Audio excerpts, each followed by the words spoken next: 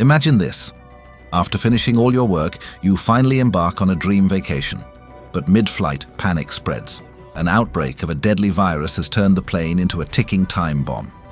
Desperate, the pilots seek emergency landing clearance, only to face rejection from every country. Just when you think it can't get any worse, your own homeland shuts its doors on you. Now trapped in the sky with nowhere to go, what will they do? Let's know in this movie.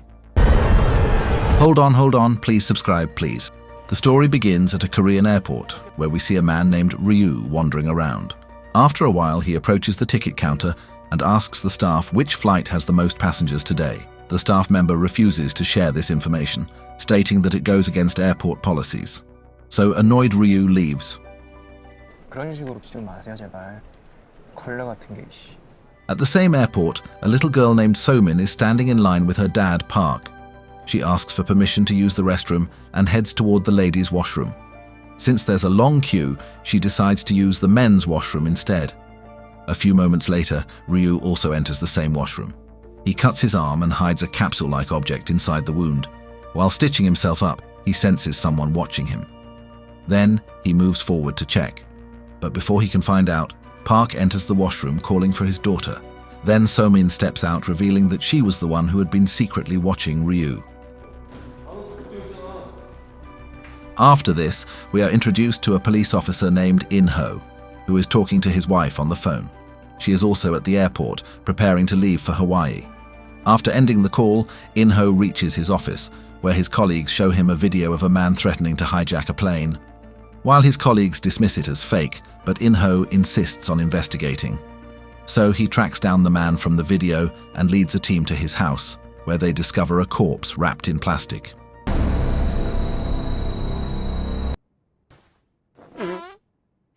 But back at the airport, Ryu approaches Somin and her father, asking them where they are headed. He continues asking questions and irritating Park, who yells at him and walks away with Somin. However, Ryu notices their luggage tags and realizes they are flying to Hawaii. Without hesitation, he buys a ticket for the same flight and heads toward the plane. Then, during security checks, officers find a metal device in his bag. But Ryu passes through by claiming it's just an asthma inhaler. As the boarding process continues, several passengers, including Somin, her father, In-ho's wife, and Ryu, enter the flight, completely unaware of the danger that awaits them. Once everyone had boarded, the pilot made an announcement and the plane take off. Shortly after takeoff, Ryu got up from his seat and went to the washroom. Inside, he reopened his wound and took out the hidden capsule. He then mixed its contents into his asthma inhaler and sprayed it all over the washroom. Meanwhile here, In-ho's team conducted an autopsy on the dead body they had found. The results revealed that the man had died due to poisoning. They also discovered several videotapes in the house, showing a man sprinkling a strange powder on rats. Some moments later, the rats began bleeding from their mouths and their bodies exploded. The team soon realized that the powder was actually a deadly virus, as even the rats that hadn't come into direct contact with it started dying one by one. But on the plane, as Ryu stepped out of the washroom, he noticed that Somin was standing right outside. He whispered something in her ear and returned to his seat. Just then, another passenger entered the washroom, and soon he started coughing violently as he inhaled the airborne powder. Struggling to breathe, so he alerted a flight attendant who immediately entered the washroom to check. But at the same time, a passenger was watching a video on his phone, and in the video, a man threatened to hijack a plane. That man was none other than Ryu. But Park, Somin's father, also saw the video and immediately recognized Ryu. Then he rushed to Somin, who was still near the washroom, and took her to the flight crew and showing them the video. However, the crew was not completely convinced that Ryu was the same man from the video. So Somin then spoke up, revealing that she had seen Ryu hiding something in his arm before boarding, and she also added that Ryu had whispered to her that everyone on this plane is going to die. Hearing this, a flight attendant approached Ryu and asked for his ID. But Ryu calmly claimed that he was a scientist traveling to Hawaii for a conference. Meanwhile, In-ho and his team arrived at the airport and checked the passenger list for the Hawaii-bound flight. Then they discovered that Ryu was on board, and In-ho was shocked to learn that his wife was also on the same plane. But back on the flight, the man who had entered the washroom after Ryu was now in critical condition. His body was covered in blisters, and one of his eyes burst out, and he vomited blood before collapsing. Then, panic erupted inside the cabin. and a doctor among the passengers checked him, but it was too late because the man was already dead. After this, Park immediately blamed Ryu for the death, and a fight broke out between them. Meanwhile, the pilots received an urgent message from air traffic control, informing them that a passenger named Ryu was a threat to everyone on board. Hearing this, Captain Choi immediately stepped out of the cockpit and saw Ryu and Park fighting. He struggled to separate them and then demanded Ryu's ID, but instead of complying, Ryu suddenly ran toward the cockpit. Then the passengers quickly overpowered him, but he managed to spread the virus everywhere. Meanwhile, co-pilot Choi informed the main pilot about the situation. They made a critical decision that the captain would not return to the cockpit to avoid getting infected, ensuring at least one of them remained capable of flying the plane. On the ground, In-ho's team and government officials dug into Ryu's background. They discovered that he worked for Biocom, a pharmaceutical company that specialized in developing medicines for various diseases. However, the company denied any connection to Ryu or the hijacking, refusing to cooperate with the authorities. As the crisis worsened, In-ho suggested a desperate measure. They needed to force Ryu to reveal the antidote. Then the officials agreed, and Captain Choi started interrogating Ryu while the government listened in. When Choi asked about the antidote, Ryu refused to provide any information. Instead, he chillingly repeated, "Everyone on this plane is going to die." Soon, he coughed up blood, and he had infected himself with the virus. As chaos unfolded, the plane began to plummet because the main pilot had also succumbed to the virus, and the aircraft spiraled downward and passengers screamed in terror.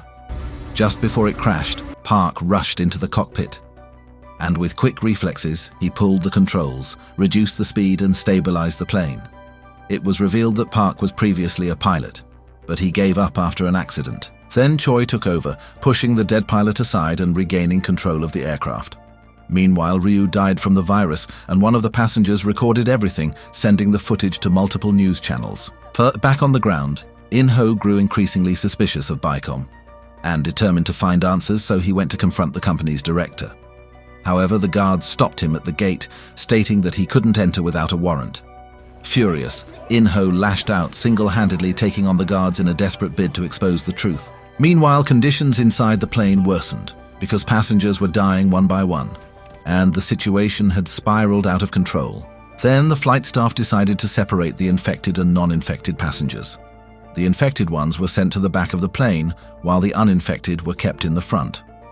Then hours passed, and the plane was about to land in the US. However, Choi received a call from the US government denying permission for landing. They claimed that the virus was unknown and letting the plane land was too risky. With no other choice, Choi had to turn the plane back toward Korea. Seeing this, the passengers lost all hope and they thought they would land safely in the US and survive. But now, that seemed impossible. Meanwhile, In-ho received a call from a worker at Biocom who revealed that as soon as news of the virus spread, a man named Sang-ho fled the company, and he was suspected to be involved in Ryu's plan. So In-ho's team rushed to Sang-ho's house, but instead of running, Sang-ho cooperated with the police. Then he revealed that the virus was called SCV and had been illegally developed by Biocom. He also disclosed that several scientists were infected during the virus's creation, and while most of them died, but one female scientist survived. Later, he revealed that Ryu had deliberately exposed them to the virus. When Biocom discovered this, they fired Ryu and covered up the incident. But Sang-ho also confessed that after being fired, Ryu contacted him and tricked him into handing over a sample of the virus. And now, knowing the full story, In-ho set out to find the surviving scientist. But back on the plane, Park was helping a flight attendant distribute medicine and supplies. He shared that he had quit his job as a pilot after an emergency landing incident. His plane caught fire, and despite orders against it, he made an emergency landing, saving all passengers. But unfortunately, 2 flight attendants lost their lives in the process. As they talked, Choi suddenly started vomiting blood, and his condition was deteriorating due to the virus. Realizing he wouldn't last much longer, he requested Park to help him fly the plane. Although Park was hesitant to fly the plane, but he had no other choice. Meanwhile, In-ho finally found the woman who had survived the virus. He explained everything to her and asked if there was a cure. So she revealed that Biocom already had a vaccine. As soon as the government learned about this, they pressured the company to release it. After much resistance, Biocom finally agreed. But back on the flight, Choi's condition was getting worse, making it difficult for him to control the plane. Since the vaccine was now available, Choi and Park decided to land in Japan. But Japan's government refused them permission, fearing that the vaccine might not work against the unknown virus. But ignoring the orders, Choi attempted to land the plane. But before he could, Japan's Air Force intervened, forcing him to change course. But his condition deteriorated rapidly, and he passed out. But Park had no choice, so he'd take control and fly the plane away from Japan. Meanwhile, in Korea, people were skeptical about the vaccine, and protests erupted against allowing the infected plane to land. Determined to prove the vaccine's effectiveness, In-ho took a huge risk. He injected the virus into himself and then took the vaccine. But things took a bad turn as his condition worsened and it seemed like the vaccine had failed. This news spread like wildfire, and soon even more people opposed the plane's landing. But when the passengers learned about this, they made a shocking decision that they would not land, sacrificing themselves to protect their loved ones. So Park informed air traffic control that everyone on board had chosen not to land. Then he turned off the plane's communication systems to prevent any further contact. Then passengers made emotional calls to their families, saying their final goodbyes. Then Park directed the plane towards the ocean, planning to let it crash when the fuel ran out. But just when all hope seemed lost, something unbelievable happened. In-ho regained consciousness, and his condition improved.